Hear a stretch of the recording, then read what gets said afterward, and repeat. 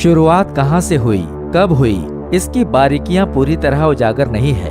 मानव जीवन कहाँ से सफर के अस्तित्व में आया, हवा, पानी, आग, उन विशाल डायनासोर के वक्त के बाद से या बिग बैंग के बाद से, ये बेहद रोमांचक है। आखिर इंसान का जन्म हुआ कैसे और इंसानों की तादाद कैसे बढ़ी। हजारों वर्ष पूर्व जब धरती पर आसमान से उल्का गिरने शुरू हुए, तब आसमान पर बिजली गरज रही थी।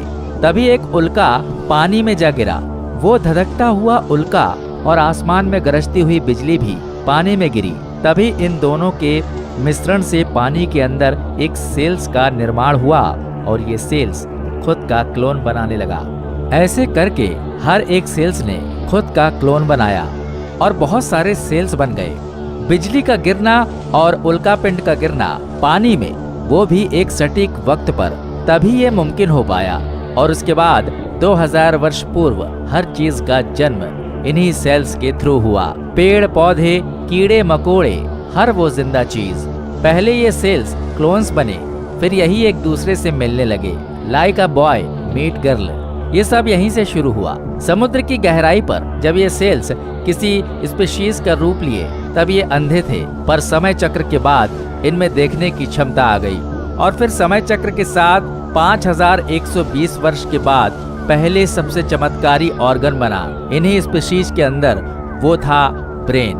दुनिया का पहला ब्रेन जो इन्हें कुदरत को समझने में मदद करने लगा और पानी पर जीवन चलता रहा। फिर अचानक सारी स्पीशीज या मछलियां मरने लगी कार्बन डाइऑक्साइड की कमी की वजह से, और उनके डेड सेल्स से फिर नए सेल्स का जन्म हुआ जो कि पानी और हवा दोनों में सांस लेने में सक्षम थे। और इसी वक्त नए ऑर्गन का निर्माण हुआ, लंग्स का। और जब ये पानी से रेंग कर बाहर आई, तब सूरज की किरणों से इनका रूप बदलने लगा और फिर ये लिजार्ड के रूप में बदल गईं। और फिर एक बार एक दूसरे से मिलने से बहुत सारे एग्स का निर्माण हुआ और जीवन की रफ्तार के साथ कई हजार वर्ष बाद डायनासोर का जन्म हुआ।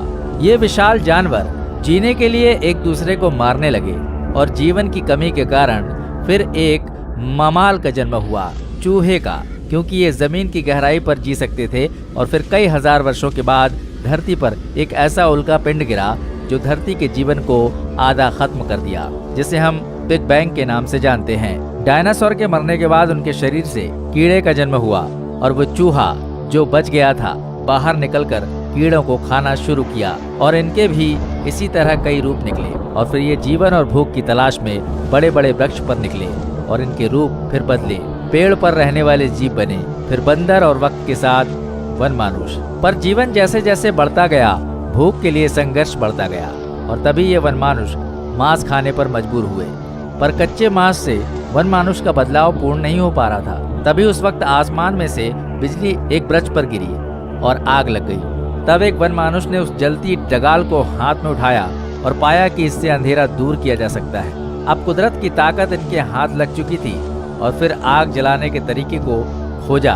तब दिमाग के बदलाव सीमित थे। वन मानुष अपने परिवार के साथ मांस खाते वक्त अचानक उनसे एक मांस का टुकड़ा आग में गिर गया और जब उसे आग से निकाला तो पाया कि मांस खाने लायक भी है और आसानी से चबाने लायक। और इसी तरह अच्छे खाने से इनका दिमाग 3 बिलियन ईयर्स बाद और डेवलप हुआ और इंसानों का पूरी तरह जन्म हुआ।